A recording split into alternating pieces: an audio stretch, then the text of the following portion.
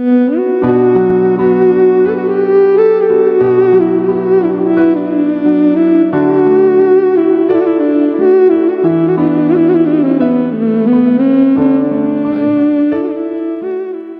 yang dimuliakan Allah, A'udzubillahiminasyaitonir rajim. Bismillahirrahmanirrahim. Assalamualaikum warahmatullahi wabarakatuh. Waalaikumsalam warahmatullahi wabarakatuh. Alhamdulillahillazi allafa baina qulubina wa asbahna bi ni'matihi ikhwanan mutahabbina fi.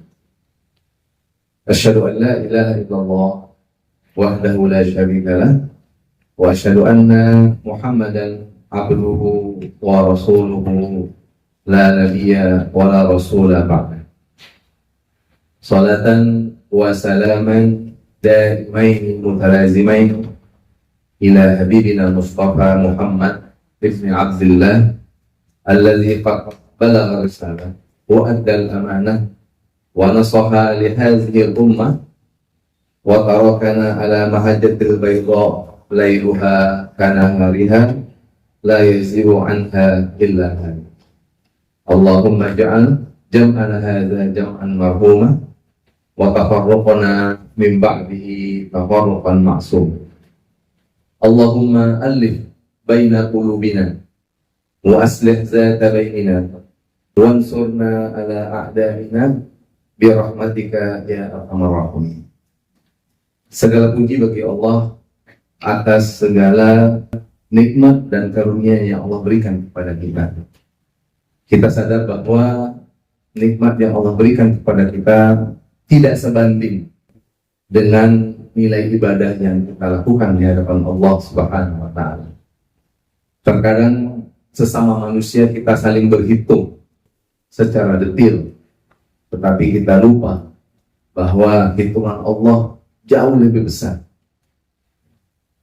Bahwasanya nikmat yang Allah berikan kepada kita dari mulai kita bangun tidur sampai kita tidur lagi, kalau kita kalkulatorkan sepertinya dikitnya mungkin berpuluh-puluh dikit.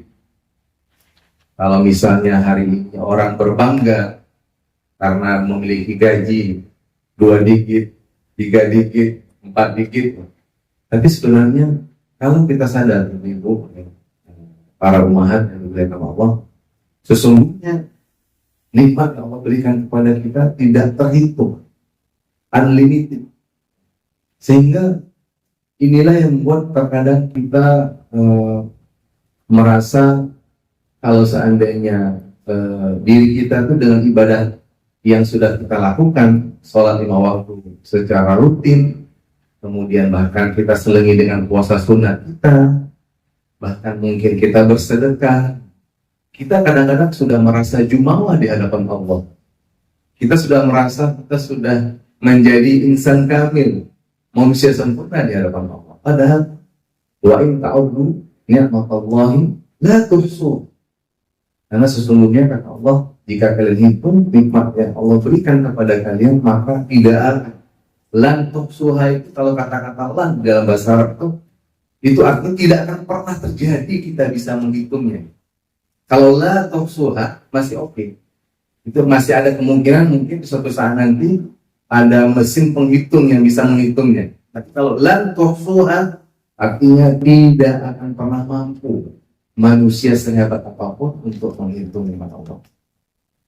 Maka para ummahat yang Allah muliakan, tidaklah berlebihan jika seandainya baginda Rasulullah Sallallahu Alaihi Wasallam, ya, semoga Allah berikan kita syafaat di hari kelak dengan syafaat baginda Rasulullah, dan kita doakan semoga baginda Rasulullah, para istri beliau, para sahabat, ya Allah rahmati mereka, karena dari mereka lah kita mengenal agama Islam yang kita cintai ini. Karena dari perjuangan dakwah mereka lah kita bisa merasakan halawatul iman, manisnya iman, halawatul ukhuwah, indahnya persaudaraan, ya. Wa halawatul Islam, dan betapa indahnya Islam itu di dalam kehidupan kita sehari-hari. baginda Rasulullah suatu malam, dan bukan suatu malam saja, bahkan hampir setiap malam itu tidak pernah beliau meninggalkan qiyamul lail. Sehingga salah seorang dari istri beliau, Ibunda Aisyah radhiyallahu anha, Ibunda Aisyah ini kan termasuk salah seorang istri Nabi yang banyak meriwayatkan hadis. Jadi di dalam ilmu mustalah hadis itu ada 7 sahabat dan sahabiyat. Yang seingat saya hanya 1 perempuan yang mewakili dari 7 perawi hadis yang terbanyak. Di antaranya adalah Bunda Aisyah radhiyallahu anha. Ya, bahkan Sayyidah Khadijah Al-Kubra juga tidak termasuk ke dalam istri Nabi yang banyak meriwayatkan hadis. Ya, kan Aisyah ya menemani Rasulullah itu jauh lebih lama dibandingkan Sayyidah Al-Kubra Ibunda Khadijah radhiyallahu anha. Nah, Aisyah berkata pada suatu hari, karena hampir setiap malam melihat Rasulullah itu bengkak kakinya, karena orang sholat itu kan berdirinya lama. Ya kalau kita mungkin kalau qiyamul lail bacaannya bacaan standar kan. Mungkin sepanjang-panjangnya surat mungkin ya Amma-Ita Sa'alun ya, Abasa wa Tawalla misalnya. Tetapi Rasulullah itu tidak, sampai bengkak kaki beliau. Bengkak kaki beliau, dan Sayyidah Aisyah bertanya, ya Rasulullah, ini kaki Anda ini sudah membengkak, memerah, karena Anda terlalu banyak sholat. Waqad ghafarallahu laka min dzambika ma taqaddama wa ma ta'akhkhara. Padahal ya Rasulullah, sesungguhnya bukankah engkau manusia maksum yang sudah diampuni dosamu oleh Allah yang telah berlalu dan ataupun yang akan datang.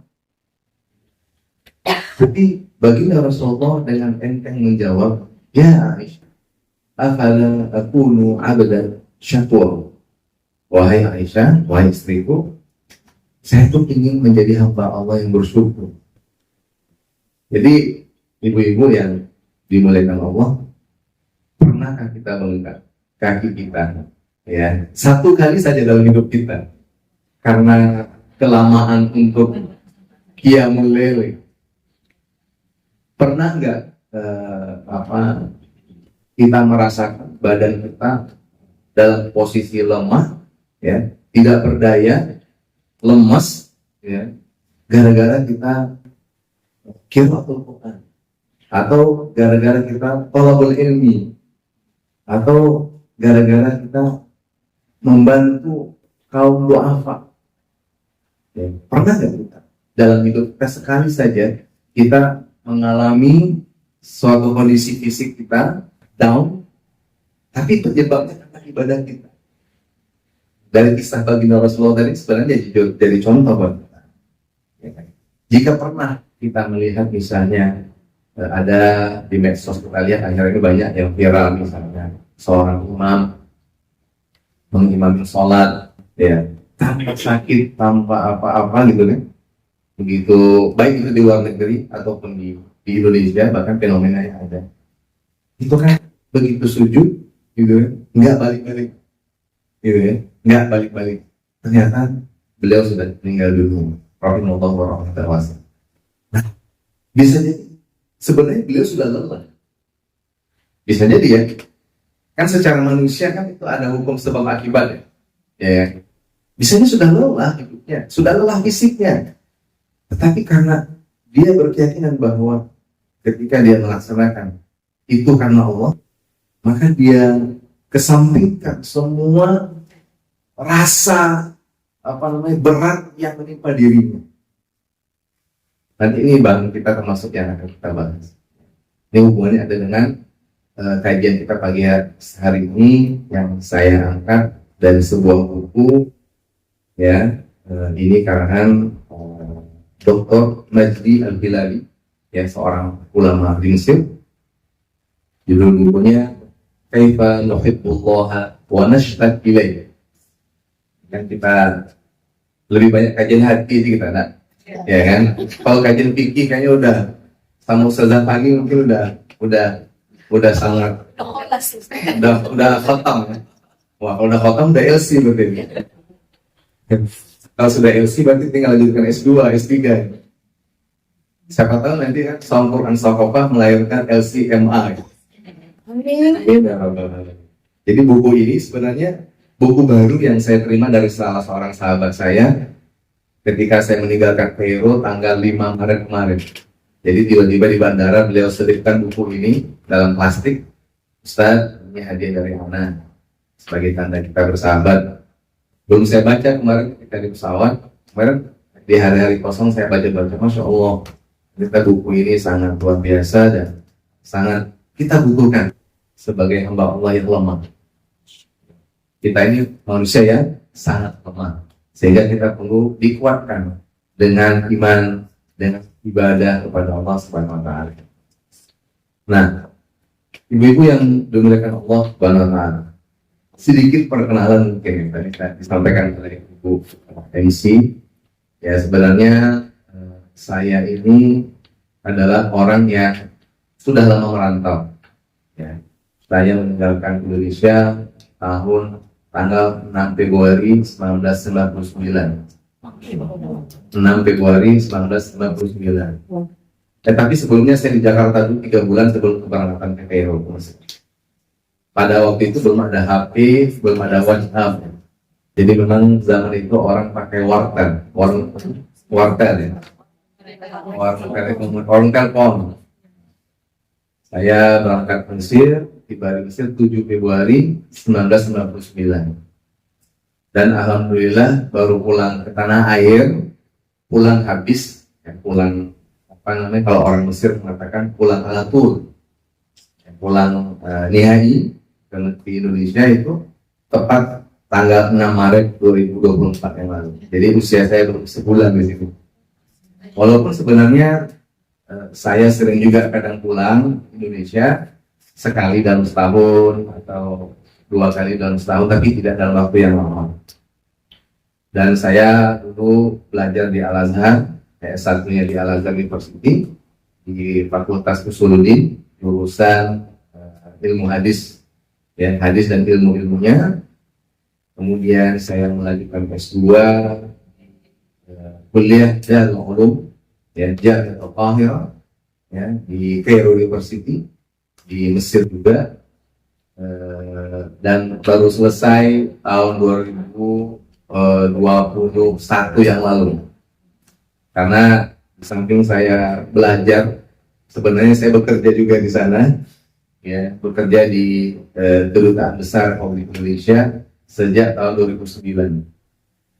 Jadi alhamdulillah 15 tahun lebih kurang saya di KBRI dan 25 tahun 7 bulan saya berada di rantau atau di Mesir.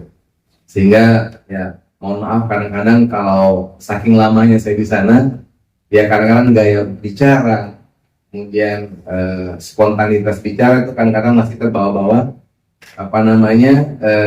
gaya bahasa Arab ataupun gaya bicara bahasa Arab. Bahkan menyetir mobil pun kadang-kadang terbawa-bawa gaya-gaya Arab.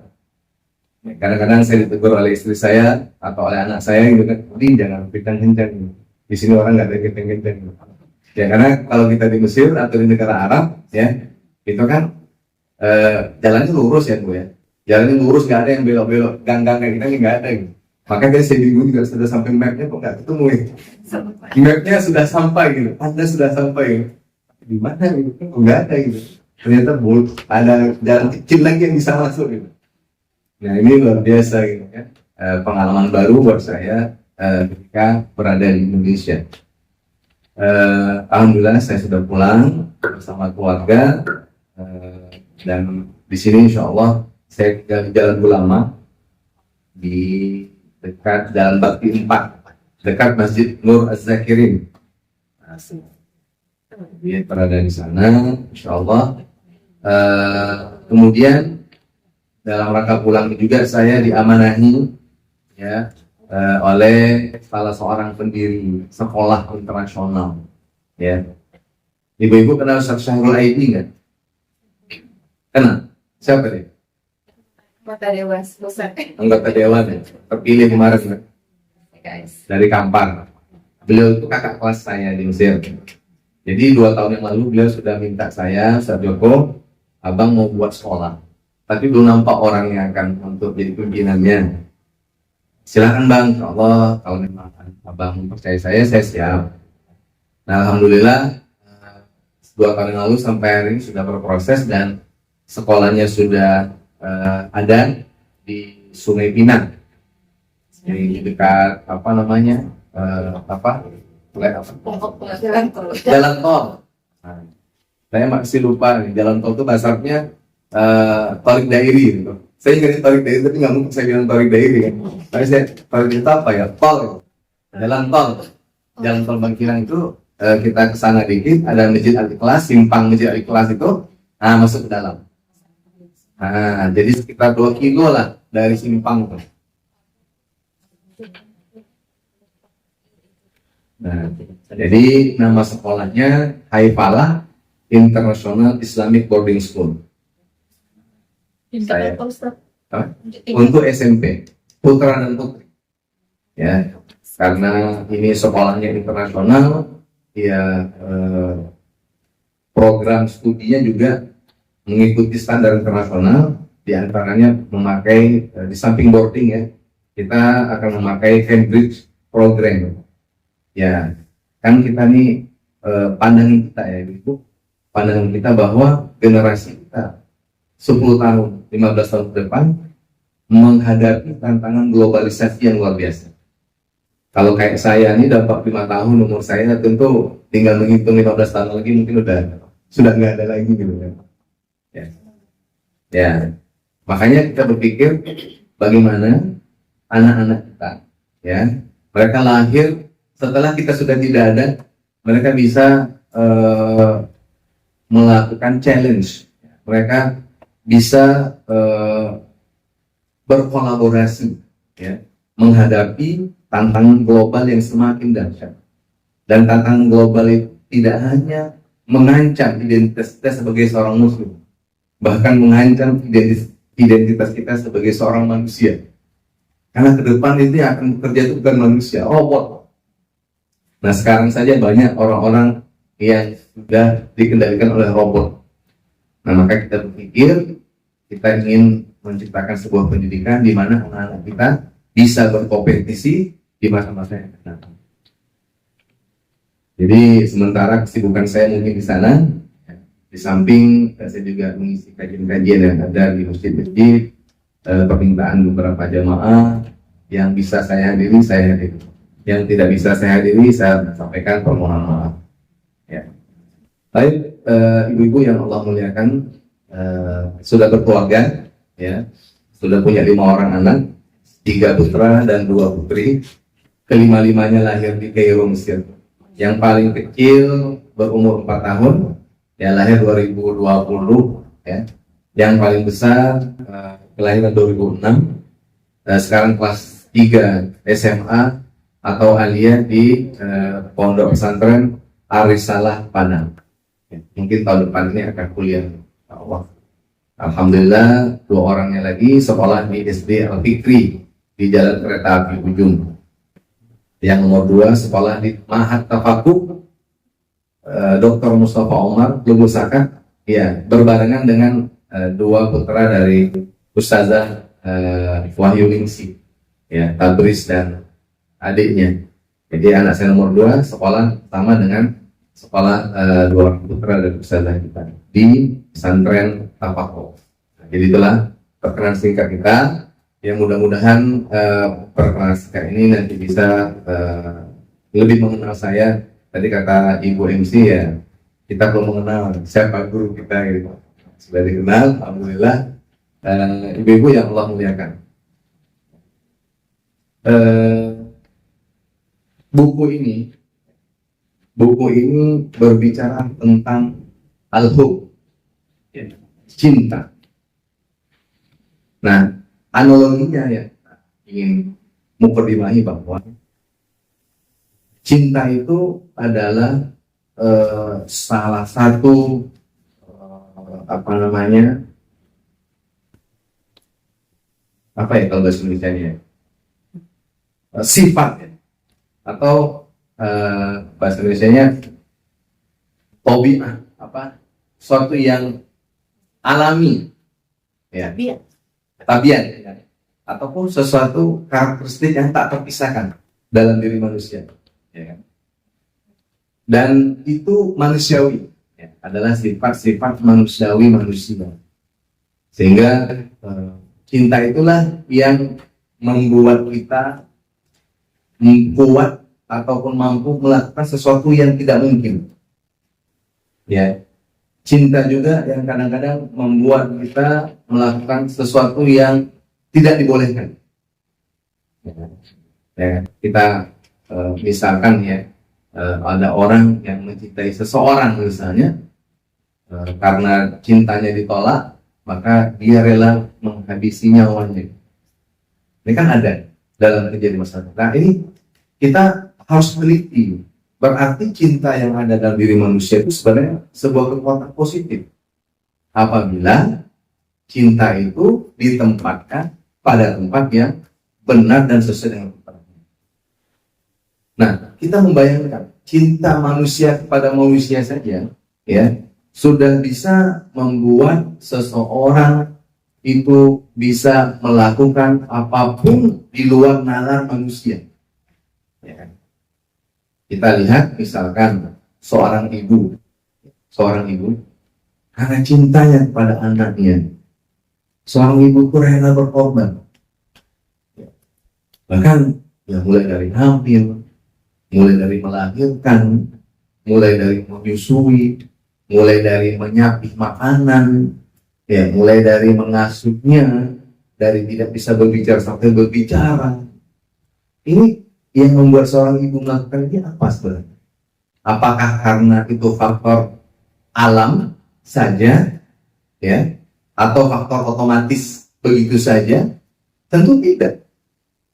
Ini adalah merupakan ungkapan cinta seorang ibu kepada putra-putrinya. Ya. Ya, syukur-syukur kalau seorang ibu ini hidup dalam kondisi yang berkecukupan.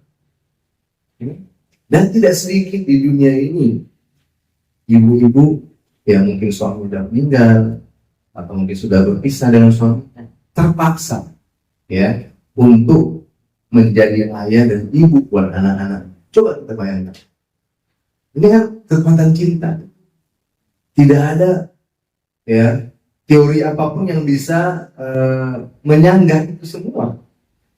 Bahwa cinta seorang ibu kepada anaknya itu adalah cinta sepanjang jalan. Kalau cinta anak kepada ibu itu sepanjang jalan. Kalau anak nih ya, kalau berbuat baik ke orang tua itu masih hitung. Kadang-kadang kita kan udah ngasih emak kemarin 1 juta bulan kemarin. Kan sudah ngasih, udah bayar BPJS bapak. Kemarin ayah dirawat, kita udah aneh, kan kita bersaudara, saya yang berlima, bertujuh gitu. Dan saya udah tanggung tuh biaya perawatannya kita 8 juta gitu. Itu anak kepada orang tuanya kadang-kadang kita sering begitu. Tetapi kalau orang tua ke anaknya nggak pernah hitung-hitung. Pernah nggak ibu-ibu gitu? Misalnya nih ibu dalam kondisi susah, nih SPP mau dibayarkan 3 orang. Sementara nih, belum ada nih kemungkinan untuk membayarnya gitu. Maka kadang-kadang tidak sedikit ya para ibu itu belum terbit matahari, ya, mungkin dia tutup rasa malunya, pergi ke tetangga, ya, pergi ke tetangga sebelah, Uni atau Kak atau Mbak, atau kalau dia sebaya misalnya, kita tolong sebentar, ini lagi butuh banget, anak mau jajan di sekolah, itu belum terbit matahari. Sang anak nggak tahu, anak-anak kita nggak pernah tahu kadang bagaimana kesusahan ibunya, nggak pernah tahu. Tetapi kadang-kadang kita sebagai anak, ketika kita sudah dewasa, ya kadang-kadang kita hitung-hitungan sama orang. Udah, jangan sampai kita hitung-hitungan sama orang. Kadang orang tua nggak minta, karena mereka juga paham. Orang tua datang aja kadang-kadang misalnya kita udah mikir, datang gitu kan, apa yang mau diberikan itu. Jangan sampai kita. Ini bahwa cinta itu adalah fitrah. Fitrah yang tak terpisahkan dari dalam tubuh manusia, dari dalam jiwa manusia. Ya, karena cinta tadi kita sepakati, cinta itulah yang merubah alam ini sebenarnya. Ya. Seorang ibu yang sederhana, ya, hidupnya biasa-biasa saja, bukan istri pejabat, bukan istri hartawan, tetapi dia bisa mengantar anak-anaknya menjadi pemimpin umat di masa depan. Mereka bisa mengantar anak-anak yang menjadi para hufazul Quran. Mereka bisa mengantarkan anak-anaknya orang-orang yang berkarakter dan berakhlakul karimah. Pengorbanan seorang ibu, cinta seorang ibu pada anaknya. Coba kita kiaskan tadi. Cinta ini kepada yang lain, cinta istri kepada suami, ya. Bagaimana seorang istri bersabar, ya, dengan suami misalnya, itu juga jangan pernah kita bayangkan itu ujian dari Allah. Jangan. Kita kadang-kadang berpikir, ya, berpikir begini, jangan-jangan saya salah pilih. Pernah nggak terpikir oleh kita ketika menghadapi suami yang kadang-kadang tidak sesuai dengan yang kita harapkan misalnya? Padahal dia sudah berusaha untuk menjadi yang terbaik. Ya, ada salah seorang misalnya di dalam buku ini bertanya kepada Syekh seperti itu, yang saya kutip. Ya Syekh, apakah saya salah pilih ketika saya menikah dengan si fulan yang ternyata dia tidak bisa jadi imam saya? Padahal dulu waktu beliau datang, ya kelihatan soleh, kelihatan baik dan sebagainya. Kata Syekh, kamu harus perbaiki diri kamu dulu. Bisa jadi dengan kamu memperbaiki diri kamu, maka insya Allah di waktu yang bersamaan Allah akan memperbaiki suamimu dengan doa dan usaha. Kadang-kadang kita nggak bersabar, ya kan? Kadang-kadang kita nggak bisa menahan.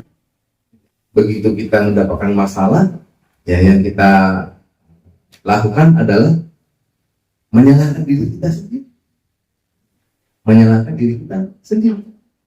Padahal bisa jadi kita belum maksimal memperbaiki diri kita di hadapan Allah Subhanahu wa Ta'ala. Maka ibu yang dimuliakan Allah, cinta sekali lagi adalah kekuatan yang luar biasa yang bisa merubah sesuatu yang mustahil menjadi mungkin, ya, sesuatu yang tidak akan terjadi bisa terjadi. Nah, kalau kita logikakan cinta kita sebagai seorang hamba, manusia, ciptaan Allah, makhluk, ya, kalau makhluk itu kan yang diciptakan, kalau Khalik yang menciptakan. Khalik kita siapa? Allah Subhanahu wa Ta'ala. Kita ini makhluk, ya. Alam semesta ini makhluk. Hewan-hewan yang kita konsumsi, makanan yang kita makan, semuanya makhluk Allah Subhanahu wa Ta'ala. Makanya tadi saya sampaikan bahwa ketika Allah memberikan nikmatnya kepada manusia, itu unlimited, gak terbatas, ya. Allah bentangkan bumi yang subur, air yang melimpah, ya, kemudian udara yang sejuk dan segar, gitu. Di beberapa negara, ya, di Palestina misalnya, di Gaza, kita lihat di televisi, ibu-ibu mungkin mengikuti bagaimana kondisi saudara kita di Gaza. Mereka terpaksa mengutip air yang di tanah itu, yang sisa-sisa hujan itu, atau di tempat-tempat yang menampung air, itu harus menampung air dan itu diminum kembali. Saat ini, bahkan berita terakhir yang saya baca, para medis atau paramedik yang bertugas di beberapa rumah sakit di Gaza itu, karena tidak ada cairan untuk minum lagi, maka terpaksa minum infus, terpaksa minum air infus. Nah, kita hidup dalam suasana yang nyaman, ya, dalam suasana yang penuh kelapangan. Air tinggal putar, ya. Panas dikit tinggal hidup AC, ya. Kalau keluar rumah, ya, hijau semua kita lihat, ya. Mata kita juga terasa nyaman. Mau pergi keluar sudah ada kendaraan yang tersedia. Mau belanja, ya, mungkin ibu-ibu yang punya kelebihan harta, ya mau belanja pun, ya tinggal gesek aja kartu debitnya atau kartu kreditnya, udah bisa. Jadi unlimited, rezeki yang tidak terbatas. Nah, oleh karena itu, kalau kita bandingkan kapasitas cinta hamba kepada hamba, ya tadi kan saya analogikan ibu kepada anaknya. Nah, kita sekarang membayangkan, coba kita bayangkan bagaimana cinta Allah kepada kita.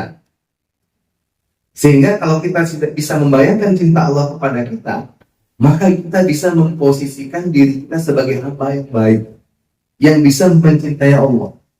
Ya kan? Karena di sini makanya, kaifa tuhibbullah. Bagaimana sih kita mencintai Allah? Padahal Allah sudah mencintai kita sebelum kita minta, sejak kita lahir. Ya, Allah sudah berikan kita rezeki itu sampai kita hari ini udah berumur berapa rata-rata nih ibu-ibu nih yang maaf nih yang paling berumur di antara kita siapa? Siapa? Ibu yang di belakang. Berapa umur ibu? Berapa? Masya Allah 72 ya, masih kuat ya ibu ya. Masya Allah. Ya 72 ya. Luar biasa. Selama 72 tahun misalkan, ya Allah mencintai ibu. Ya. Nah sekarang bagaimana ibu membalas cinta Allah? Ini yang mau kita bahas bicara. Saya umur saya 45 tahun hari ini.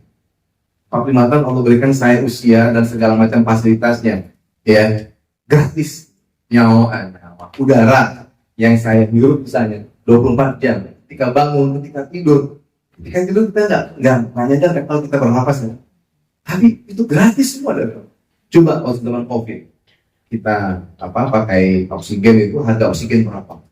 Jutaan. Ya kan? Unlimited.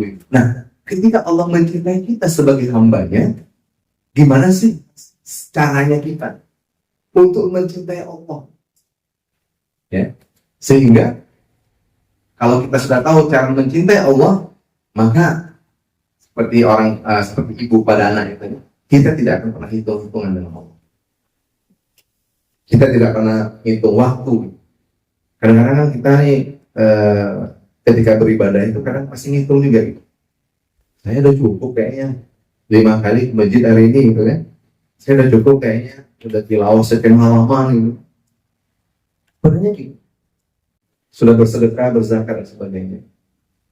Kalau kita sudah mengetahui betapa luar biasanya Allah mencintai kita, merahmati kita, maka kita tidak akan pernah itu kepada Allah.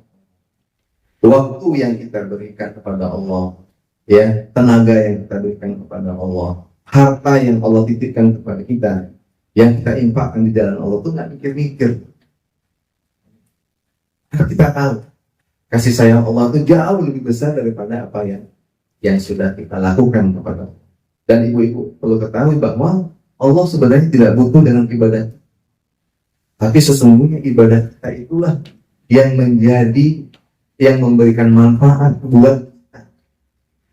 Kata Rasulullah dalam bab puasa, sumu tasih, berpuasalah kamu, maka kamu akan sehat. Nah, artinya apa? Puasa itu kembali ke kita. Walaupun dalam hadis Nabi, dalam hadis Nabi dikatakan tentang puasa, wasyamuli wa ana ajzi bih. Kata Allah, puasa itu di antara sekian ibadah-ibadah yang ada, itu hak saya. Ya, fa innahu li. Ya, li itu artinya dalam bahasa Arab buat saya, buat aku, buat kami. Kalau lana berarti buat kami, kalau li berarti buat saya. Wa ana ajzi, maka saya akan membalasnya secara pribadi. Artinya Allah ingin menyampaikan kepada kita ibu-ibu, jangan berbangga kalian dengan ibadah puasa kalian, karena sesungguhnya saya yang maha tahu dengan kualitas puasa kalian. Kadang-kadang kita sudah lapar, sudah haus, ya kan, sudah loyo, mau berbuka puasa, ya kita alhamdulillah, ya Allah, puasa selesai yang ke-15 atau 16, alhamdulillah, ya. Selama 16 hari ini saya betul-betul tidak ada sedikit pun yang rasanya puasa saya rusak. Padahal dalam kesehariannya Dia tidak sadar. Ya, kata Rasulullah apa? Asyamu junnah. Puasa itu kan perisai. Perisai. Tahu perisai ya? Pelindung. Jadi junnah. Maka disambung oleh Rasulullah, wala yarfus wala yajhal. Jadi ada dua yang diingatkan oleh Rasulullah ketika kita berpuasa. Wala yarfus, jangan berkata-kata yang tidak baik. Babnya apa saja kata-kata tidak baik?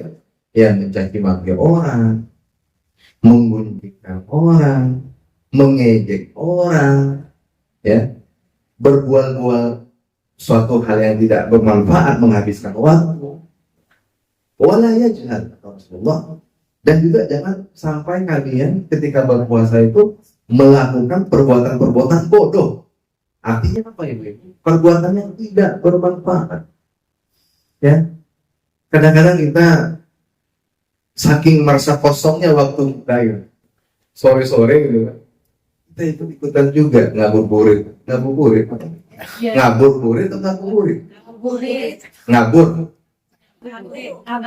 ngabuburit bahasa apa? Sunda. Ada orang Sunda ini? Ada? Oh, ibu orang Sunda, Masya Allah. Teman saya banyak orang Sunda di Kairo. Hampir ya 50% teman-teman saya Sunda, Jakarta, Bekasi. Ya, kadang-kadang kita merasa saking fullnya kita merasa beribadah sehingga kita berpikir, nah sore-sore ini kayak kosong nih, kita ngabuburit yuk, gitu. Ada kata Rasulullah ya jangan.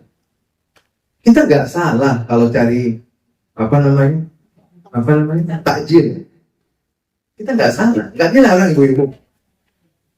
Kita cari takjil nggak dilarang, silahkan, ya. Berjualan takjil dilarang nggak?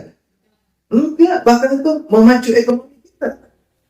Tetapi ingat, ketika kita beramal sebagai seorang muslim, kita harus punya basir, kita punya mata hati. Ya, kita melakukan ini nih, kita pandang ini secara agama bermanfaat nggak? Secara manusia bermanfaat nggak pada kita?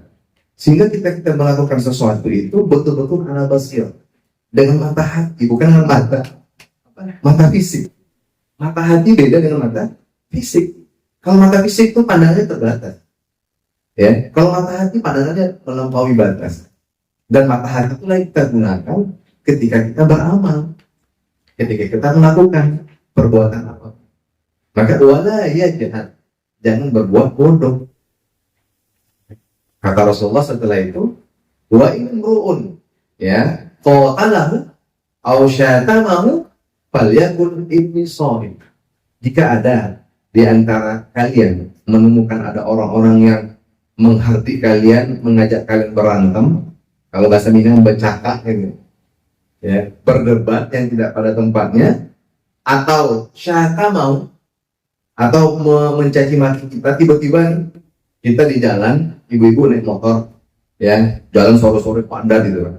Tiba-tiba ibu salah belok gitu, ya kan? Dicaci maki sama orang mobil, kan ada terjadi nggak? Pernah ditemui, ya kan? Atau misalkan hari hujan, air mengenang, ibu-ibu udah minggir, tiba-tiba ada mobil keluar kebun binatang kita, keluar nggak kadang-kadang? Padahal kita lagi berpuasa, ya. Padahal Rasulullah sudah berpesan, "Falyakul inni shaim." Maka katakanlah, ya Allah, aku berpuasa. Jadi pelajaran dari hadis ini, ada kalanya kita perlu mengiklankan kalau kita puasa, dalam arti buat diri kita.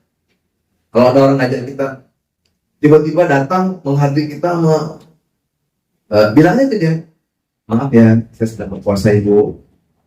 Maaf ya, saya sedang berpuasa pak. Dan kita menghindar. Kan kalian, ria kali bapak ini, ria kali ibu ini, tentang puasa, bilang-bilang pola puasa, misalnya kan. Kan orang-orang yang kadang-kadang mau marahin kita kan semakin marah dia. Padahal hadis Nabi mengatakan, falyakul, katakan, ini soal aku berpuasa tuh. Ya. Ini bisa kita kiaskan juga di rumah. Ya. Kalau misalnya lagi berdebat sama suami, Jangan dilayani. Misal suami pulang kantor, dia cari bajunya, ya mau pergi keluar buka bersama dengan teman-temannya. Mana baju papa mana? Mana ada di sini? Padahal ibu sudah menyediakan atau sudah menyiapkan, tapi ya ini namanya. Wah si apa misalnya marah-marah. Nggak apa-apa ibu bilang, Pak, ini soal ini. Yang mudah-mudahan bisa. Nah, makanya ibu, ini pelajaran ya bagi kita semua. Nah, rumah-rumah kita kadang-kadang hal-hal sederhana tentang puasa ini luput kita lakukan. Ya, padahal sederhana. Atau sebaliknya, saya aja contohnya, istri saya misalnya marah-marah, uangnya nggak cukup belanja ini. Ya, tadi istri saya pergi belanja, antara anak sekolah langsung pergi belanja. Minta uang, mau belanja sekalian di pasar Rupa. Misalkan nih, pulang ternyata cukup uangnya nih. Misalnya marah-marah istri saya. Misalkan ya, mungkin saya bilang aja, Umi, habis soy. Selesai nggak masalah? Selesai. Ya, maksudnya setelah itu kita sampaikan, Umi, ya alhamdulillah, Allah masih kita kasih rezeki, masih bisa belanja, ya, masih banyak kok ibu-ibu yang dia harus kerja dulu, dia harus mengolah makanan dulu, lalu dibungkus-bungkus, lalu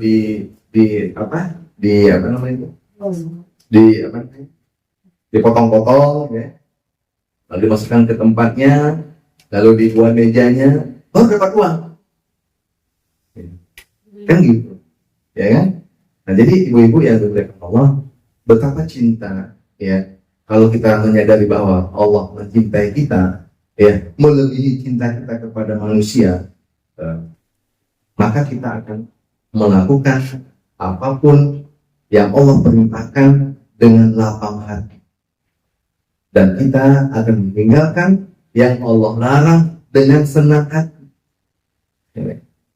Kan kalau yang dilarang Allah itu kan enak, ya kan? Contohnya apa misalnya? Yang sederhana misalnya, ya, melalaikan waktu, ya. Kan enak tuh kita ngabuburit, jalan Sudirman bersama anak, bersama suami, ya kan? Kita kan senang tuh berpuasa bersama teman kantor, teman perusahaan. Nah saya bilang tadi malam, kapan saya sampaikan, pagi kemarin saya ngisi di Masjid Aminin subuh-subuh, itu dia subuh. Saya sampaikan kepada jemaah, bisa nggak kaum muslimin dan muslimat yang hadir, kita ini fenomena buka bersama kita ini kadang-kadang sudah kebablasan. Kalau udah buka bersama di kantor, teman-teman kantor atau teman-teman sejawat misalnya, seprofesi, itu kayaknya tuh maghrib, isya, tarawih kita tuh lepas. Iya ya. Atau buka bersama keluarga besar. Padahal agama Islam itu yusrun. Agama Islam itu mudah, gampang. Tak perlu teori-teori yang banyak, tak perlu fasilitas-fasilitas yang banyak. Apalagi pada hari ini ya, kita lihat ya anak-anak kita sudah bisa jadi imam kita. Ya, para suami hari ini juga alhamdulillah ya, dengan keberkahan dakwah Islam ini banyak suami yang mungkin tak sekolah agama dulunya, ya, bahkan bacaan mereka lebih bagus karena mereka rajin ikut majelis Quran misalnya. Ya, banyak kok para suami hari ini walaupun dia tidak berbasic pesantren bisa kok jadi imam di rumah atau imam tarawih dan sebagainya, ya enggak? Nah, kadang-kadang kita kebablasan, buka bersama di kantor atau di tempat, di mall, buka bersama, datang jam 4:30, kumpul-kumpul, kemudian yang waktu-waktu mustajab, yang seharusnya kita zikir petang, ya kan, zikir itu dianjurkan pagi dan petang, ya. Maksurah itu dianjurkan di pagi dan petang. Itu justru kita sudah habis di jalan, sampai di hotel, kemudian saya ikut buka puasa bersama teman-teman media travel, salah satu travel. Ya saya perhatikan memang budaya positif, bagus, silaturahim. Tapi bagaimana kita mengkondisikan silaturahim kita tuh bernilai di sisi Allah Subhanahu wa Ta'ala. Ya, jangan hanya sampai kegiatan kita itu hanya warawiri itu saja, tidak ada nilai apapun yang kita dapatkan pada hari. Misalnya nih, kita buka bersama. Yuk, mumpung menunggu teman-teman, kita tilawah bareng. Ya, karena tilawah bareng mungkin supaya, kan ada mic tuh di tempat acara tuh, misalkan ya. Apalagi ini mayoritas muslim gitu. Enggak mungkin kan berarti bersama orang muslim kan. Teman kantor saya yang muslim berarti kan. Ayo, daripada kita tahu ke TV, ngurumpi-ngurumpi yang tidak jelas, yuk salah seorang kita pimpin aja tilawah setengah halaman sambil pakai mic biar semangat. Sambil nunggu teman-teman datang. Begitu teman-teman datang, dan 80% datang, ayo kita mulai acara.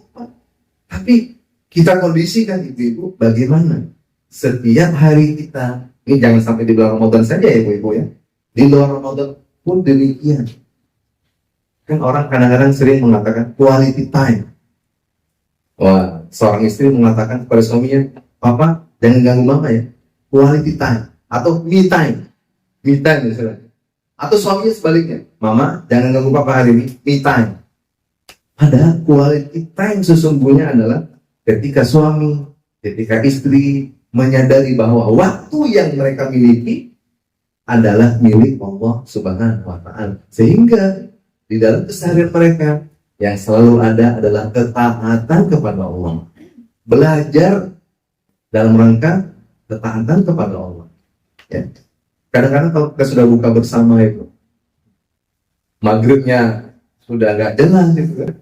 Kadang-kadang isaknya, udahlah kita di jalan aja, akhirnya lewat sampai di rumah sholat sendiri. Tarawihnya juga karena niatnya tadi taruh di rumah aja sedikit, udah lewat.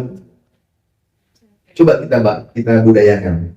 Apalagi kita akan memasuki 10 hari terakhir di bulan suci Ramadan, di mana semakin ke ujung Ramadan itu berakhir, maka semakin banyak keberkahan yang Allah siapkan kepada. Ya, makanya Rasulullah itu dalam hadisnya mengatakan, jika masuk 10 hari terakhir Ramadan, maka hendaklah kalian mengencangkan sarung kalian. Mengencangkan sarung kalian itu artinya apa? Maksimal beribadah, tidak banyak tidur, tidak banyak bermain, tidak banyak keluar, tidak banyak melakukan hal-hal yang kurang berfaedah. Dan Rasulullah itu kebiasaannya membangunkan keluarganya. Jadi nanti ibu-ibu pulang ceramah ini, pulang pengajian ini, kita sampaikan kepada keluarga, pada anak-anak kita yang sudah bujang misalnya. Nih Ananda, kita akan memasuki 10 hari terakhir, maka Rasulullah itu mengajarkan kita agar kita mengencangkan sarung kita dalam artian memperbanyak ibadah, ya, kita hidupkan malam-malam kita dengan membaca Al-Quran, dengan tadarus bersama. Alangkah indahnya ya, kalau seandainya itu di rumah kita itu tadarus bersama istri, anak kita gitu. Ya, indah nggak? Kalau misalnya ibu-ibu ini kan ikut tahsin gitu ya, ikut saung Quran sapopang. Misalkan bacaan ibu mungkin lebih baik dari bacaan suami ya. Kesempatan ibu mengajarkan suami, ya kan? Bacaannya yang tidak benar jadi benar, kan pahala. Ya, ibu belajar di sini dapat pahala, pulang ke rumah mengajarkan itu lebih berpahala lagi. Karena ada 3 amal yang pahalanya tidak putus-putus. Ala ilmu yuntafa'u bi. Jadi ibu-ibu ini keluar dari Saqafah Quran ini sebenarnya sudah menjadi guru. Bagi minimal, bagi anak ibu, bagi suami ibu, bagi ponakan, bagi sepupu yang ada di rumah, bagi pembantu yang ada di rumah. Kalau bisa pembantu aja, ajarkan di Al-Quran. Jangan sampai kita punya pembantu di rumah, ya kita tidak mendakwahnya pada kebaikan. Kan sayang, kita sudah berhari-hari misalnya membaca Al-Quran di sini. Kita punya pembantu memang nggak bisa baca Al-Quran, kan sangat disayangkan. Ada kita sudah belajar Al-Quran, tapi ada orang di rumah kita nggak bisa baca Al-Quran. Ajarkan ya pembantu kita. Jadi itu yang saya sampaikan, bahwa cinta kita kepada Allah, ketika kita tahu kadarnya Allah mencintai kita, tidak pernah ada batasnya, maka sebagai manusia kita akan selalu bersedia berkorban apa saja agar mendapatkan cinta dari Allah Subhanahu wa Ta'ala.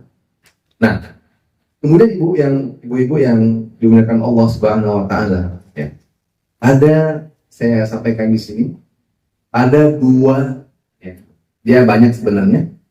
Saya ambil dua dulu. Ada dua buah dari cinta kita kepada Allah ketika cinta itu benar-benar kita lahirkan dari hati yang ikhlas. Ya. Yang pertama, ya, Dr. Majdi Hilali mengatakan di antara buah cinta kita kepada Allah dengan unlimited tadi adalah ar-ridho bil qada. Itu buah cinta kita. Jadi kalau kita sudah bisa menata hati kita mencintai Allah secara unlimited, maka yang akan kita dapatkan, adalah buahnya ar-ridho bil qada. Ridho dengan segala ketetapan dan ketentuan yang Allah berikan kepada kita. Manusia dengan nafsunya terkadang menganggap, ya, jika dia mendapatkan kebaikan, ya, maka dia bersenang dan bergembira ria. Sebaliknya, apabila dia mendapatkan kesusahan, ujian hidup, maka dia akan bersedih sesedih-sedihnya. Dan kadang-kadang lupa, ya, bahwa ketika dia dapat musibah dari Allah Subhanahu wa Ta'ala, sebenarnya Allah sedang ingin menguji dirinya, bukan Allah sedang membenci dirinya. Makanya kadang-kadang ketika kita mendapatkan musibah, ya, itu kita selalu berpikir, ini azab apa lagi yang Allah berikan kepada saya, tidak habis-habisnya, gitu ya. Mulai dari saya kecil, sudah yatim piatu misalnya, ya, kemudian saya dewasa, ya, dan sebagainya lah. Itu kadang-kadang kita merasa segala ketetapan Allah itu tidak sesuai dengan keinginan kita, maka kita mencelanya, mencercanya. Padahal Allah berfirman, ya, wa akhadnahum bil azabi la'allahu yarji'un. Bisa jadi Allah menimpakan sesuatu yang tidak kita sukai, ya, agar kita kembali kepada Allah. Ya, kita sadar nggak bahwa hidup kita itu penuh dengan dosa? Sadar nggak? Sadar ya? Ya, kita pernah nggak dalam hidup kita, dalam suatu puncak kita menangis karena saking beratnya beban hidup kita, sehingga kadang-kadang kita sudah tidak punya harapan kepada siapapun. Pernah nggak kita mengharapkan? Padahal sebenarnya Allah sudah memberikan waktu-waktu. Wa akhadnahum bil azabi la'allahum, atau wala nuziqannahum minal azabil adna dunal azabil akbar la'allahum yarji'un. Digunakan lagi kata-kata la'allahum yarji'un. Ya, Allah memberikan azab ataupun cobaan kepada kita agar kita kembali kepada Allah. Jangan sampai kita semakin jauh dari Allah. Kadang-kadang kan ada sebagian fenomena orang-orang di kota besar, ketika ada hutangnya, berlimit hutang misalnya, hutangnya sudah mencapai limit ataupun waktu jatuh tempo. Saya masih belum terbiasa dengan istilah-istilah Indonesia, ya, maaf ibu ya. Jatuh tempo misalnya kan, stres dia seolah-olah dunia ini sudah runtuh. Dia lupa bahwasanya ada Allah yang akan membantu dia, ya. Jadi dia tidak berpikir la'alahum yarji'unnya, nggak ada. Nggak berpikir bahwasanya sebenarnya Allah bisa jadi, ibu-ibu, oh bisa jadi ya Allah, ternyata saya ini selama ini sudah terjebak dengan riba misalnya, ya. Kadang-kadang kan masuk mayoritas masyarakat kita kan gampang menggampangkan sesuatu yang jelas-jelas dilarang Allah Subhanahu wa Ta'ala. Buka usaha, misalkan karena ingin buka usaha yang besar gitu ya, langsung besar, sehingga berani misalnya harus menggunakan jalur riba. Padahal kalau dia memulai usaha yang dari yang kecil saja, ya kan, dari yang kecil saja, tanpa harus dia mengutang sana dan sini, ya, dengan modal yang dia miliki saja, dan dia yakin maksimal, tentu hari demi hari keuntungan yang dia dapatkan jauh lebih berkah daripada tiba-tiba dia harus buka ruko, harus buka ini, pinjam uang sekian miliar, tapi ternyata transaksinya riba. Begitu ada masalah, lalu Allah dia menyalahkan Allah, gitu. Ya Allah, apalagi nih? Gitu kan. Padahal dia sendiri yang sedang memulai kesalahannya. Bisa jadi Allah tidak ridho, tapi kadang-kadang manusia lambat kembali. Ya, kadang-kadang manusia lambat kembali. Sudah diberikan tanda-tanda oleh Allah, tapi kadang-kadang kita lupa dan lalai kepada Allah Subhanahu wa Ta'ala. Ya. Nah, ini ada kisah ya, sahabat ya, yang mana sahabat ini bernama Sa'ad bin Abi Waqqas. Sa'ad bin Waqqas ini datang ke kota Mekah, ya. Dan pada saat itu matanya sedang buta. Sa'ad bin Waqqas ini sahabat Nabi, matanya buta. Maka datanglah orang-orang mendekati dia, ya. Dan masing-masing mendoakan Sa'ad bin Waqqas ini agar matanya disembuhkan, ya. Kemudian datanglah salah seorang sahabat yang lain bernama Abdullah bin Abi As-Sa'id. Dia berkata kepada Sa'ad bin Abi Waqqas, "Ya am, anta tad'u lin-nas, falau da'awta li nafsik, wa raddallahu 'alaika basar." Jadi ibu-ibu, Sa'ad bin Waqqas ini terkenal dengan kebiasaannya mendoakan sahabat-sahabatnya. Ya. Setiap sahabatnya selalu doakan. Kadang-kadang ini kebiasaan yang tidak kita biasakan.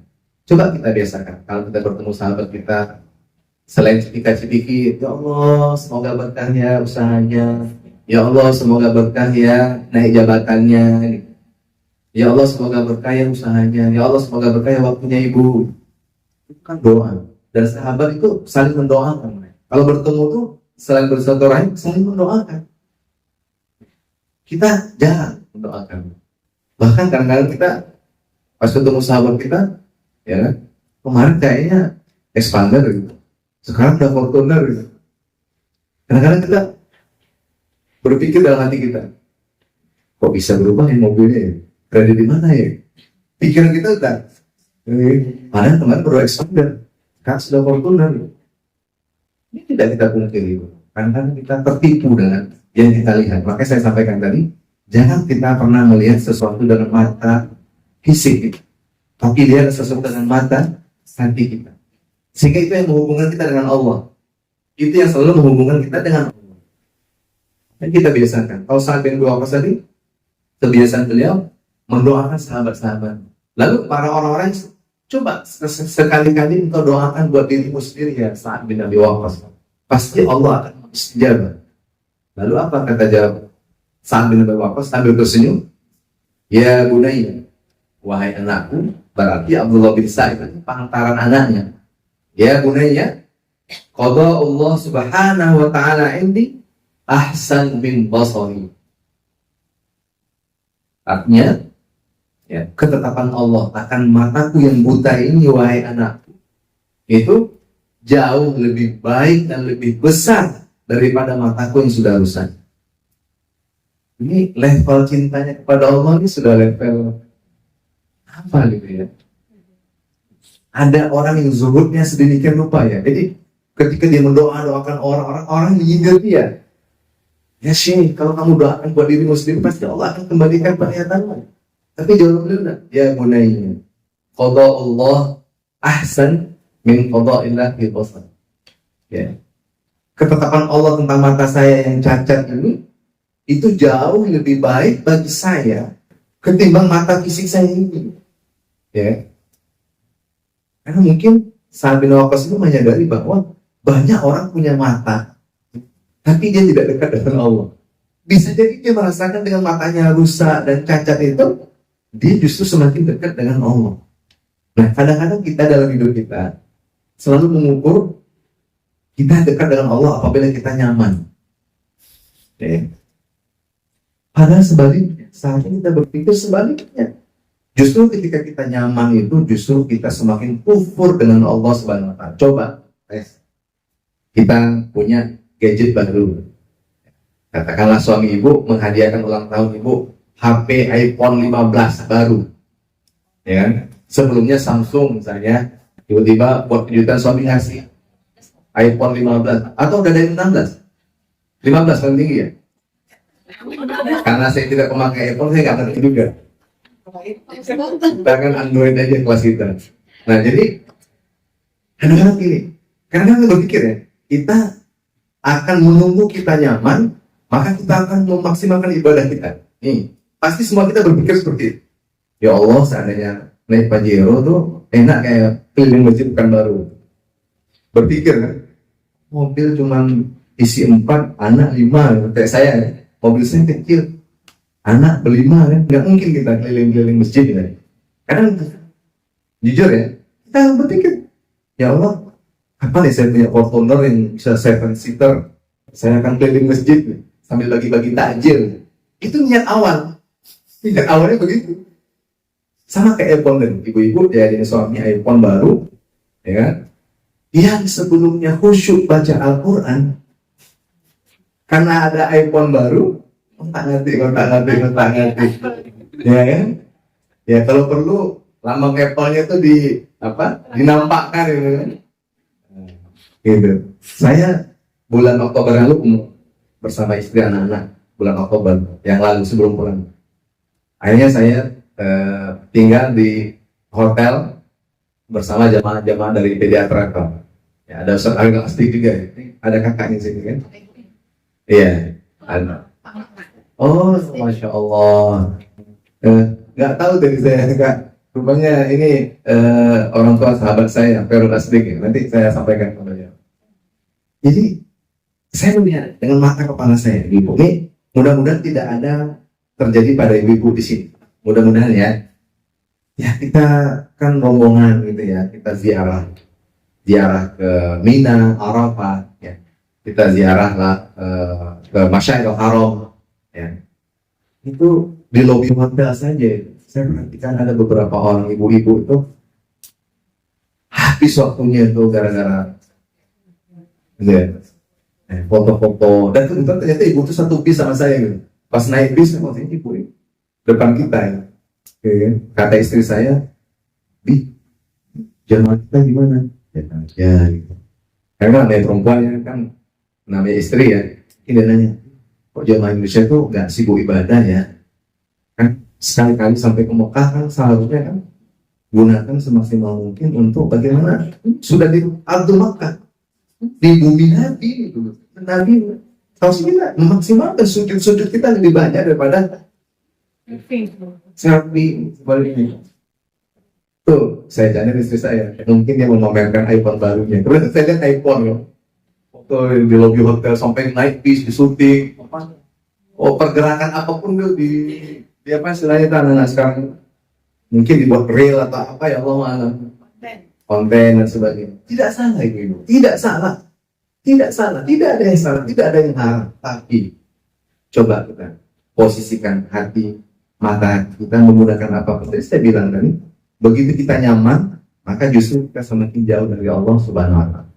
Makanya ridho bil qada, ridho dengan ketetapan Allah. Seburuk apapun ketetapan Allah, kita meyakini bahwa di balik ketetapan ini ada janji Allah yang maha besar, yang tidak kalah besarnya dibanding harapan-harapan kita yang mungkin hanya sebatas. Kalau kita yakin dengan kata Allah, apapun yang kita ingin, mungkin Allah memberikan yang lebih besar daripada yang kita bayangkan. Kadang-kadang itu tadi, karena sudah dapat iPhone baru yang tilawahnya 2 juz, 3 juz sehari, justru drastis menurun jadi setengah juz. Sibuk iPhone baru kan, jatuh sedikit marah sama anak, HP mama baru, ngecek nanti. Kadang-kadang ibu-ibu, semakin kita nyaman dan semakin kita tidak menyadari bahwa kenyamanan itu adalah titipan dari Allah Subhanahu Wa Taala, maka di saat itulah detik-detik kita jatuh dan jauh dari Allah. Sebaliknya, jika kita nyaman dan kita lihat semua dengan mata hati kita, maka semua kenyamanan itu ya kita gunakan, kita sadari hanya titipan dari Allah, maka tidak sedikit pun bisa merubah hati kita ketika kita mendekatkan diri kita kepada Allah. Tidak berubah sedikit pun, walaupun iPhone baru, walaupun mobil baru, saya ibadahnya bahkan lebih meningkat daripada sebelum-sebelumnya. Jadi Sa'ad bin Abi Waqqas ya dengan kezuhudannya, bahkan ya ketika orang minta doa banyak dengan Sa'ad bin Abi Waqqas, otomatis kan orang tahu ini orang soleh. Kalau orang minta doakan kepada kita kan istilahnya dia menjadi kalau itu orang soleh. Kan orang datang kepada orang baik itu kan meminta nasihat. Ada nggak orang datang ke orang jahat minta nasihat? Nggak mungkin kan? Sebaliknya, orang datang ke Sa'ad bin Abi Waqqas untuk meminta didoakan. Lalu orang-orang bertanya, ya Syekh, kenapa engkau tidak mendoakan dirimu sendiri? Pasti Allah akan mengijabah agar matamu kembali. Kata beliau, qada Allah ya anti ya mata saya ini ahsan min basari, lebih indah, lebih baik dari mata. Ya, ketika kita diuji Allah Subhanahu wa taala, ya kehilangan harta misalkan, ya kehilangan jabatan misalkan, tapi kita bahasakan seperti sabda waktu ini. Qala Allah taala indi ahsan minal amali. Ketetapan Allah kepadaku jauh lebih baik daripada pekerjaanku yang hilang ini. Ya, kadang-kadang kalau kita di kantor misalnya nih, ibu ada yang ASN nggak? Ada PNS? Atau swasta semua? Pengusaha semua kayaknya. Pengusaha semua ya, alhamdulillah. Mudah-mudahan semakin banyak pengusaha di Indonesia ini, semakin banyak orang-orang fakir miskin yang bisa kita bantu. Anak yatim yang kita santuni. Nah, kadang-kadang kita kehilangan jabatan itu, kita sudah runtuh dunia. Ya, padahal bisa jadi kalau jabatan itu terus kita pegang, mungkin ada musibah yang lebih besar yang Allah berikan dan kita tidak tahu. Tapi Allah cabut jabatan itu, ya kita non-job istilahnya. Kalau akan ada dalam istilah ASN itu ya, kalau misalnya dia sudah dari eselon ini, itu dia dipanggil ke kantornya, kemudian dia nggak dapat meja misalnya, ya kan? Ya, pangkatnya tetap, tapi non-job pastinya nggak ada mejanya gitu. Itu mungkin bagi sebagian orang tuh membuat dia tuh stres banget. Yang biasanya ada meja, ada sekretaris, tiba-tiba dia nggak dapat meja gitu. Itu mungkin dah runtuh dunia. Padahal seharusnya dia berpikir, qada'allahu lahu khairun min amali. Ketetapan Allah yang diberikan kepadanya ketika itu mungkin jauh lebih baik daripada dia ya di posisi itu berketerusan. Belum tentu tiba-tiba suatu saat ya bukan dia yang korupsi tapi atasannya. Ya, ada saya punya teman ya, dia bekerja di kantor BUMN yang saya tidak perlu sebutkan namanya ya kan, karena beliau yang langsung cerita kepada saya. BUMN ini bergerak di bidang konstruksi di luar negeri ya. Beliau mengajukan resign ya, resign, pengunduran diri ya, padahal posisinya penting di BUMN, gajinya 2 digit 3 digit mungkin ya, tapi dia resign karena dia juga alumni Al-Azhar, juga dia ingin berdakwah seperti saya lah. Saya resign dari KBRI, saya resign dari KBRI. Teman-teman pada nanya, Ustaz Joko, Pak Joko, orang susah loh masuk KBRI, berhubung orang masuk KBRI gajinya dolar lagi, apakah Pak Joko udah yakin pulang ke Indonesia gaji rupiah ataupun itu pun belum jelas gitu ya. Saya bilang ya mungkin ini yang terbaik, karena bagi saya harapan orang tua saya ketika minta saya kembali ke Indonesia, harapan mertua saya minta saya kembali ke Indonesia, itulah kodok Allah yang terbaik nantinya. Kita nggak tahu ya kan, kita lepaskan ini ya dengan mengharap ridho orang tua kita ya kan, kita lepaskan. Karena orang tua saya itu selalu berpikir ketika nelpon setiap hari, saya sebagai anak saya telepon setiap pagi orang tua saya ya. Kita nelpon kata ibu saya, tapi kita berjauhan. Kapan antum pulang? Nah, ini kan suatu beban buat saya. Saya bekerja di sana gitu kan. Saya tinggalkan sesuatu yang sudah nyaman, pulang ke Indonesia ke sesuatu yang belum nyaman kan? Saya tidak mau mengatakan tidak nyaman, karena kita tidak nyaman berarti tidak bersyukur kan? Belum nyaman ya. Tapi saya berpikir mungkin inilah kodok terbaik saya. Nah, kembali ke cerita teman saya tadi yang orang BUMN ini di luar negeri juga kerjanya. Bahkan dia sudah sampai ke level manajer regional beberapa negara yang dia pulang mengajukan pengunduran diri persis kayak saya. Teman-temannya pada, Pak, kok bisa Pak, ini posisi Bapak keluar negeri Pak? Gak apa-apa, kata teman saya. Tahu nggak ibu-ibu? 2 bulan setelah dia resign, pimpinannya, direkturnya itu kena KPK. Ya. Coba bayangkan kalau misalnya tadi ini ibu-ibu di perusahaan dipindahkan oleh atasan, dipindahkan, itu ibu nggak terima, ya kan? Sedih apa segala macam. Padahal ibu tidak tahu, ternyata bagian dari skenario Allah kepada ibu. Bisa jadi kalau ibu berada di tempat itu terjadi sesuatu yang lebih buruk, ya. Dan itu banyak terjadi, ya. Kisah-kisah seperti itu kan. Ada orang yang ketinggalan pesawat itu, ya, gara-gara macet, gara-gara anaknya minta jajan di Indomaret, ya. Dia mau ke bandara, anaknya minta jajan, akhirnya terjebak macet, terlambat pesawatnya gitu. Ternyata pesawat yang akan ditumpanginya jatuh dan meledak. Awalnya dia marah ke anaknya, ke istrinya dia marah. Papa sudah jam berangkat, udah ditunggu meeting di Jakarta sekali.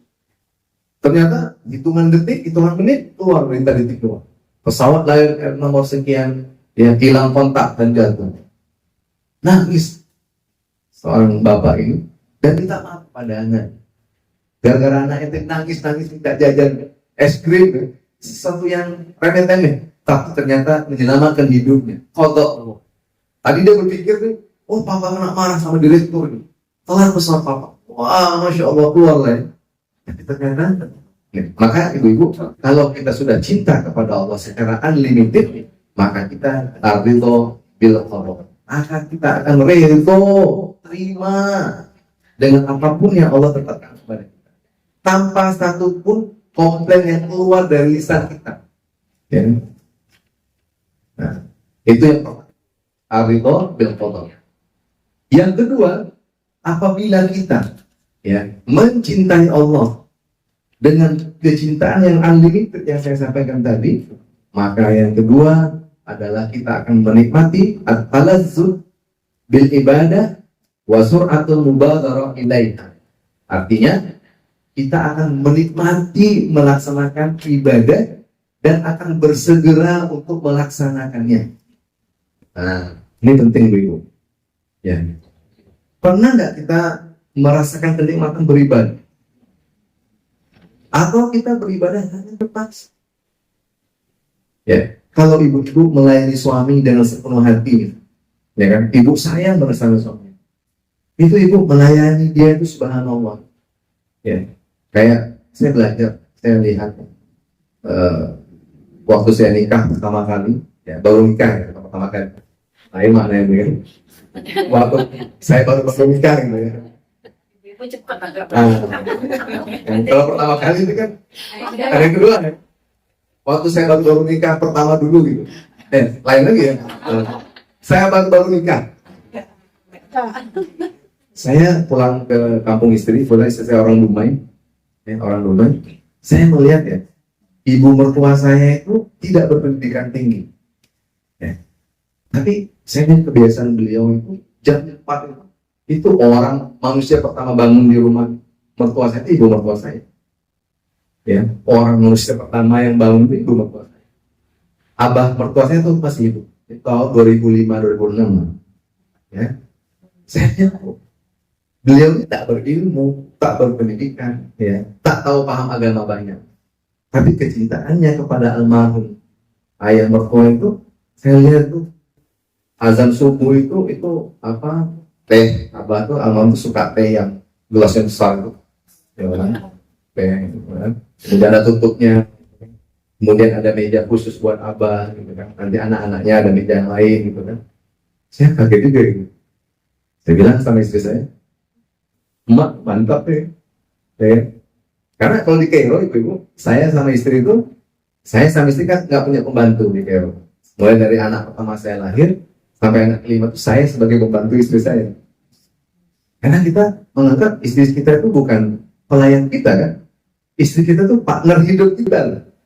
Jangan sampai salah gitu. Nanti perlu kita ajarkan juga kajian bapak-bapak, biar saya sampaikan. Undang bapak-bapak ke sini, Dia saya yang miskin. Ya kan? Kadang-kadang kembali kita mertua saya. Ya, karena cintanya mungkin ya kepada almarhum Abah itu, apapun kebutuhan Abah itu sudah tersedia. Makanan, minuman, ya, sepatu, ya, segalanya itu sudah ada. Ya kan? Itu makanya belum terbit. Ya. Nah, kenapa seorang ibu ini, seorang istri ini bisa melaksanakan itu?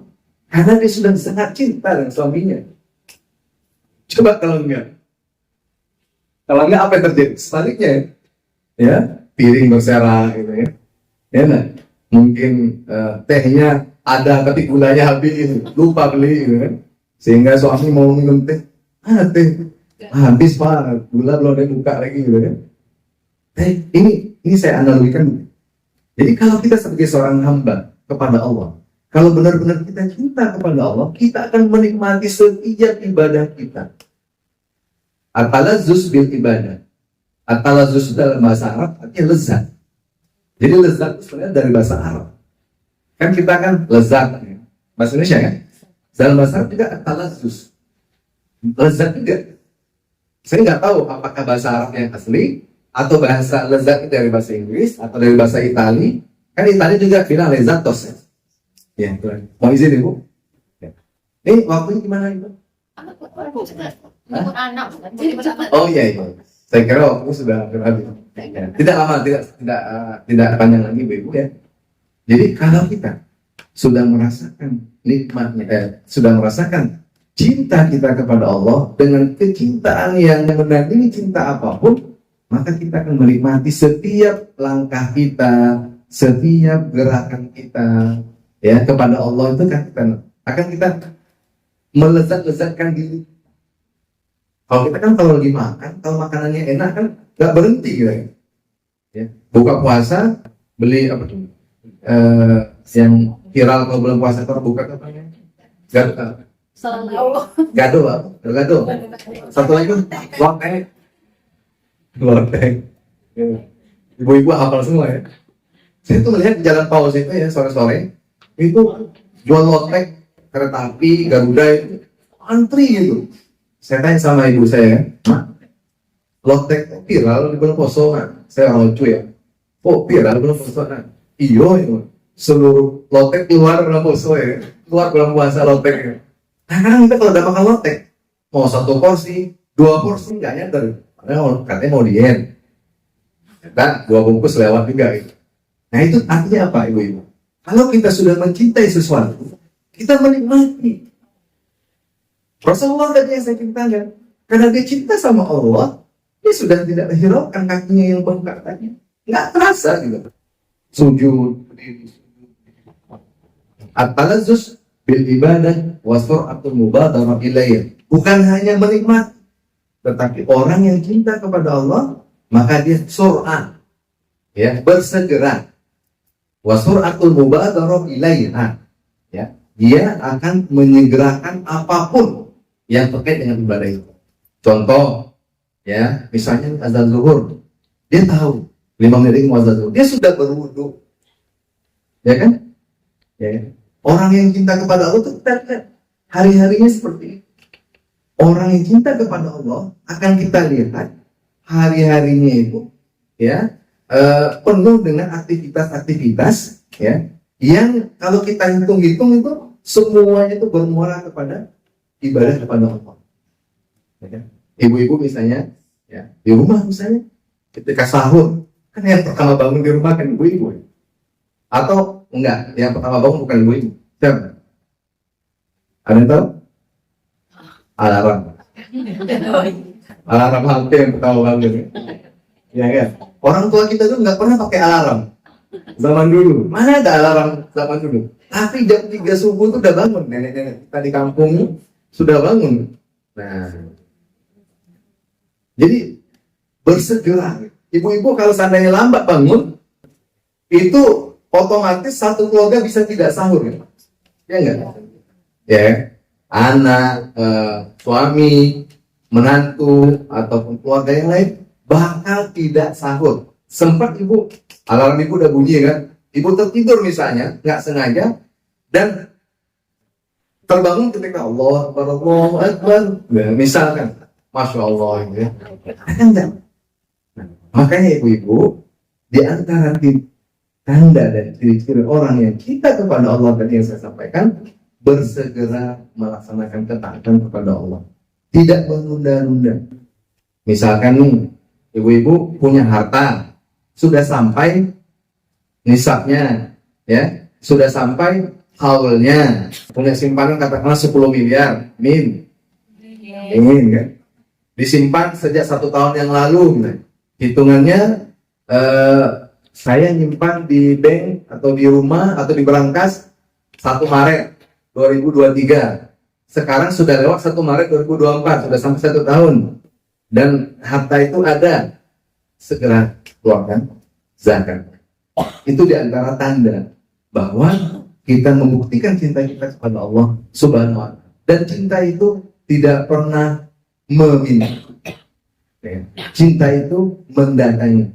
Maka kita sebagai hamba Allah, kita tidak menunggu Allah memberikan kita fasilitas yang mewah. Tapi sebagai hamba Allah, kita mendatangi Allah dengan cinta kita, dengan keikhlasan kita, dengan segala kerendahan hati kita, bahwa kita adalah makhluknya yang paling lemah. Ya, jadi ibu-ibu yang dimuliakan Allah, tanpa terasa sudah 1 jam ini kita mengaji. Saya kira nanti lama-lama ibu jadi bosan juga. Ya, mudah-mudahan apa yang saya sampaikan ini bisa memberikan ilmu dan bermanfaat buat ibu-ibu dan juga buat saya pribadi. Mudah-mudahan Allah menjaga keistiqomahan kita. Kita berdoa kepada Allah agar kita istiqomah, karena sesuatu yang sangat sulit dalam hidup kita itu adalah istiqomah. Ya, ya, makanya khairul a'mal, ya, madama wa iqal. Sebaik-baik amal perbuatan itu adalah dia itu kecil tapi berketerusan. Ya. Madama wa iqal. Dia itu berketerusan. Jadi tidak berhenti. Walaupun di mata manusia mungkin kecil. Katakan sholat duha misalnya. Mungkin ya kecil di hadapan manusia. Tapi kalau kita dawam, kita melaksanakan secara berketerusan, itu lebih baik. Walaupun 2 rakaat saja. Ya, ibu yang dimuliakan Allah, mudah-mudahan pertemuan kita ini diberkahi Allah Subhanahu wa Ta'ala, dan kita berdoa kepada Allah, mudah-mudahan Allah mengumpulkan kita di surganya sebagaimana Allah mengumpulkan kita pada hari ini. Hadana wa iyyakum ajma'in wa jazakumullahu khairan katsiran. Wassalamualaikum warahmatullahi wabarakatuh. Pak Ustaz boleh bertanya? Oh, ada sesi pertanyaan ya? Waktunya masih ada ya, Bu Ibu? Ya, silakan. Seperti yang sudah Ustaz paparkan itu, cinta ibu kepada anak itu, kalau saya sendiri waktu dulu itu bisa merasakan hal itu gitu. Misalnya bersegera memenuhi panggilan anak, kemudian hilang lelah apapun apabila untuk anak itu bisa saya rasakan, Ustaz. Tapi cinta kepada Allah itu getar-getarannya itu nggak ada.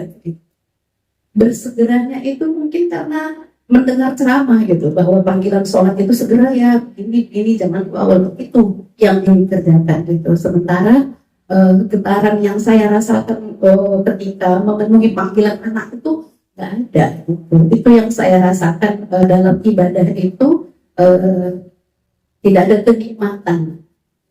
Itu bagaimana? Insya Allah. Ada yang bisa jawab Ibu? Ada pengalaman nggak? Mungkin ada yang berpengalaman mungkin di antara ibu-ibu? Ya, pertanyaan itu bagus sekali ya. Ya sebenarnya yang ibu rasakan dirasakan semua orang. Jadi hal yang normal. Maka tadi saya bilang sebaik-baik amal perbuatan itu ya yang berketerusan walaupun sedikit. Nah, sehingga untuk menyikapi ya tadi rasa. Ini kan rasa ini kan dia subjektif ya.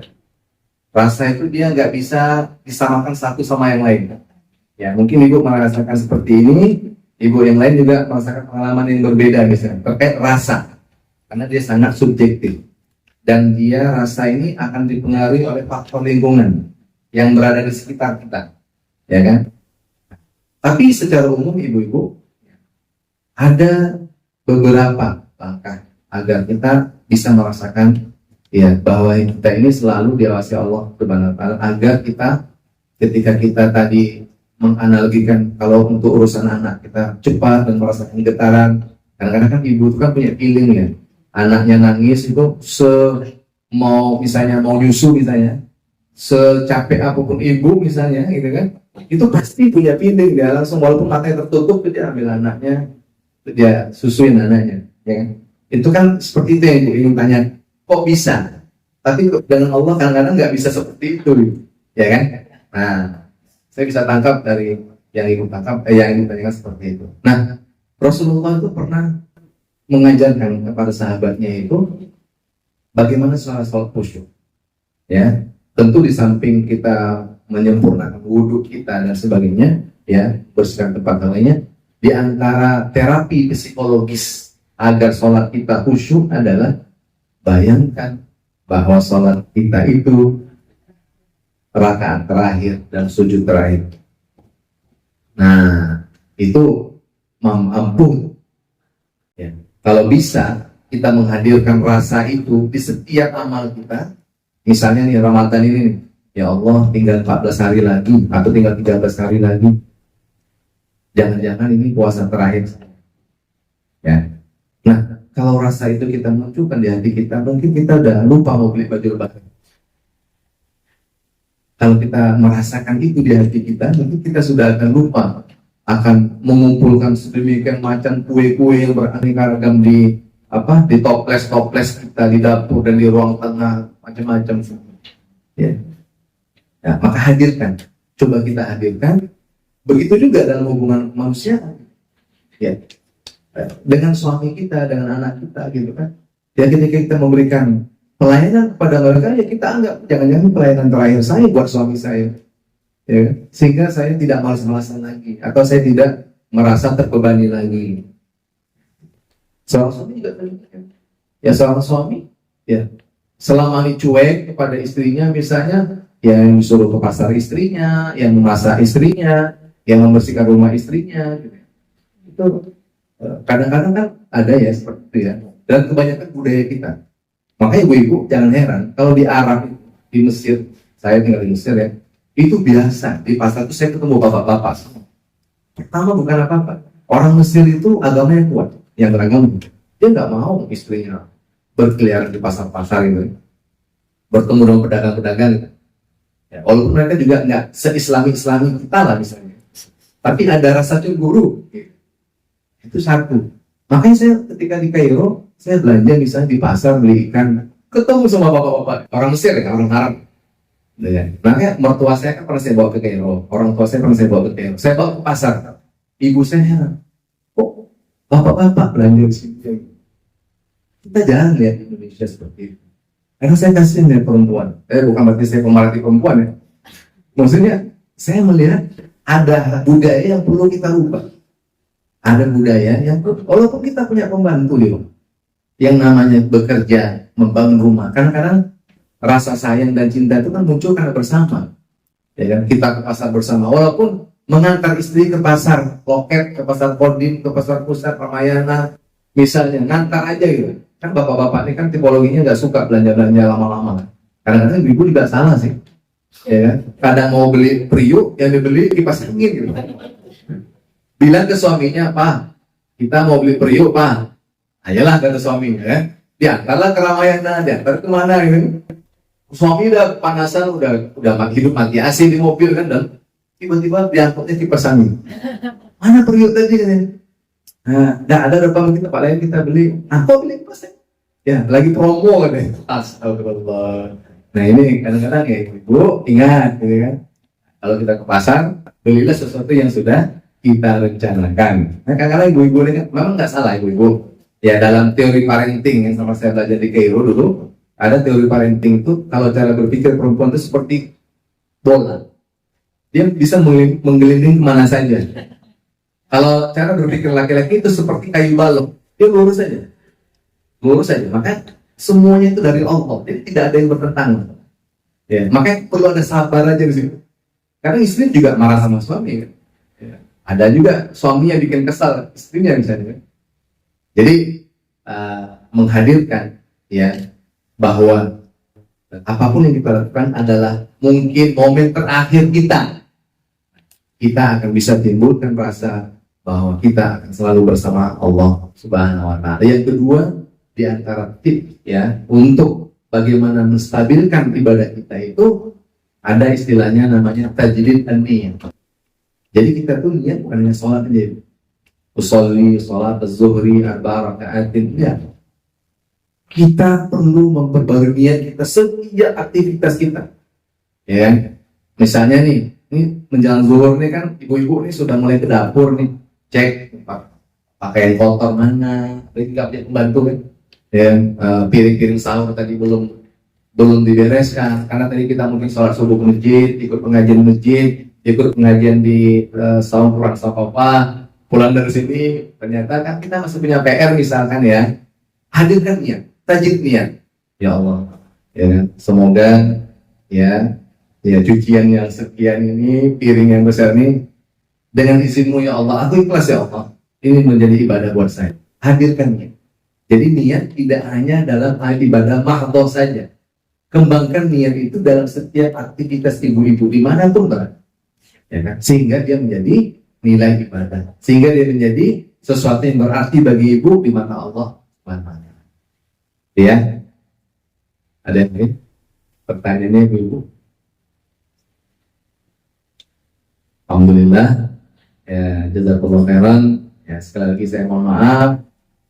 Saya ini baru belajar juga, ya.